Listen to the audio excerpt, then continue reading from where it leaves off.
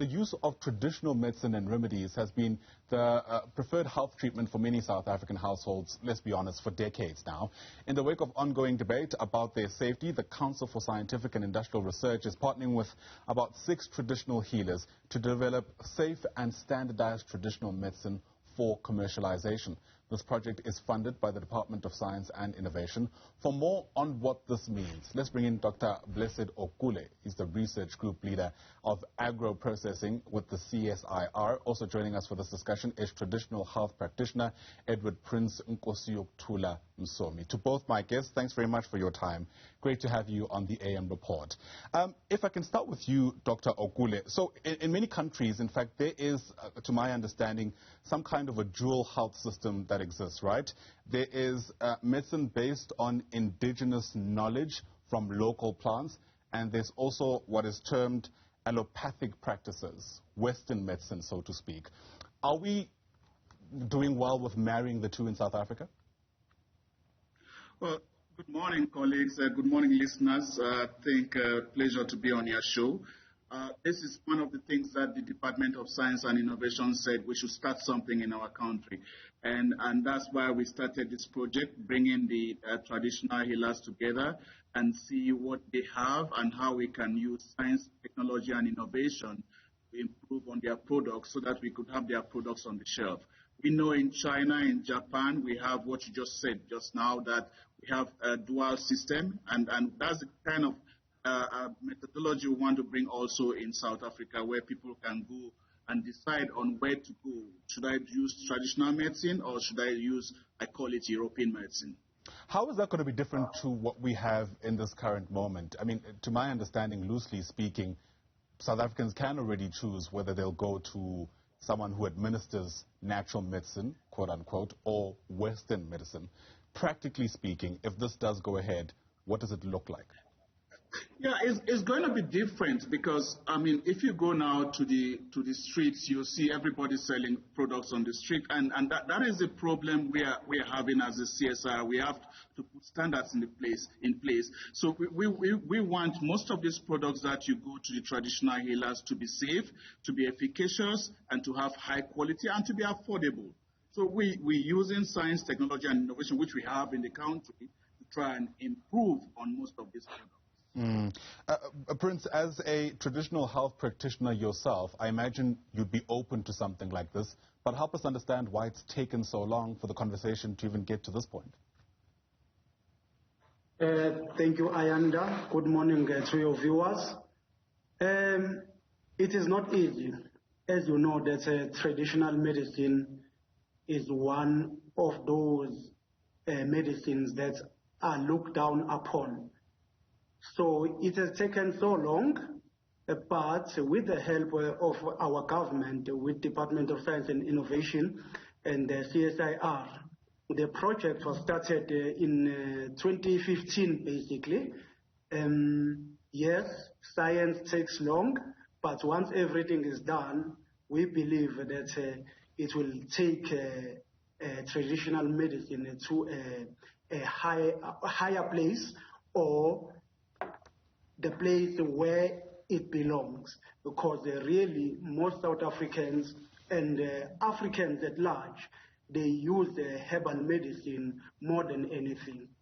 You know, part of the concerns that have been ventilated, Prince, is that traditional medicine mostly exists in unregulated and therefore unvetted markets. The illicit market sometimes is the term that's been used.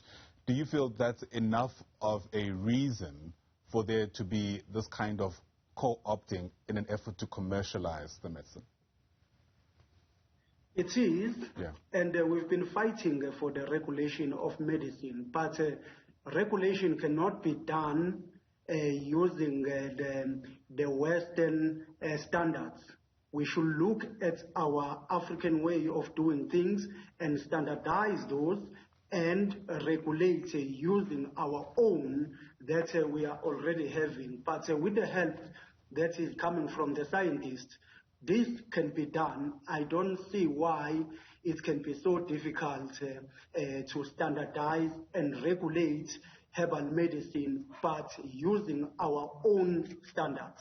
Yeah, and Prince, help us understand what you mean by that. And sorry to put you on the spot. Are you able to cite an example where there is an African way of regulating, standardizing medicine that would be in conflict with Western methods? Okay.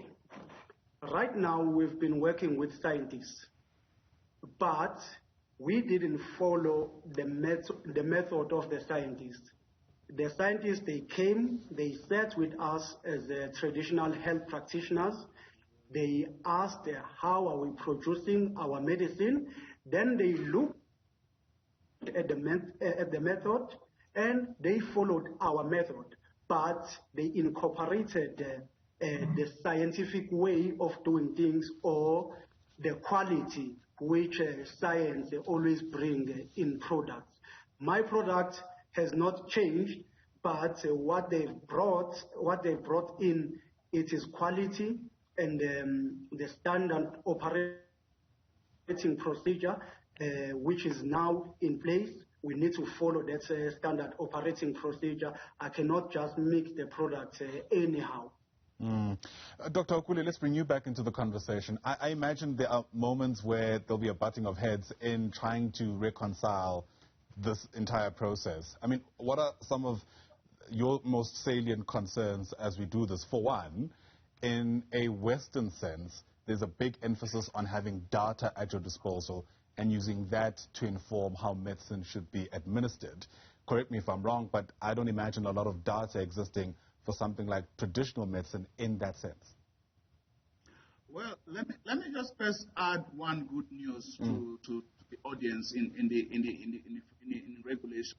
The World Health Organization just last year, and we have so many South Africans who sit now on that panel, have put down a regulation on how to go about regulating traditional health medicines. This was not done by scientists. This was alone. It was done by scientists and also with traditional healers. So we already have that in place. It's new, but we must start somewhere. Now, to answer your question, with traditional health medications, it's different from the Western medicines because it's not a single bullet. You have a mix. So if you are a scientist working in that field, you must also have that understanding. And there is a lot of literature also in the area which they've done, which we look at it and see, should we combine, should we put this first, especially if we are looking at different combinations, because most of these herbs, it's not just one herb. It's maybe 6 herbs, it's 7 herbs, it's 8 herbs. So you have to know what are the synergistic. Synergistic means which ones will be work together or which ones will be antagonistic. And we know now the active ingredients in most of these herbs. And like I said before, it doesn't work as a single bullet. So we have to use a lot to work with the traditional healers. They have to tell us, how do you mix it? Which one comes in first? Which one comes in second? And then we do a little bit of literature review, and with some experience and working with them, then we come up with a product that will be scientifically safe and efficacious and of high quality, and the traditional healer will also be. It was a lot of interaction with them. That's how we came up with this product. So it wasn't just the science and innovation. We even had to work also with the innovation hub that gave them business skills on how to sell most of their products. We also work with the South African Bureau of Standards that worked on the standards, looking at standards on how they can take these products to the next level, looking at labeling. All of that was taken into consideration. Fascinating discussion, and I imagine it's not going to be the last of it. But let me thank you for your time for now. Dr. Blessed Okule is a research group leader at the CSIR. Also joining us there, Prince Edward Nkosi Okuthula Msomi, a traditional health practitioner. To both our guests, thanks very much indeed.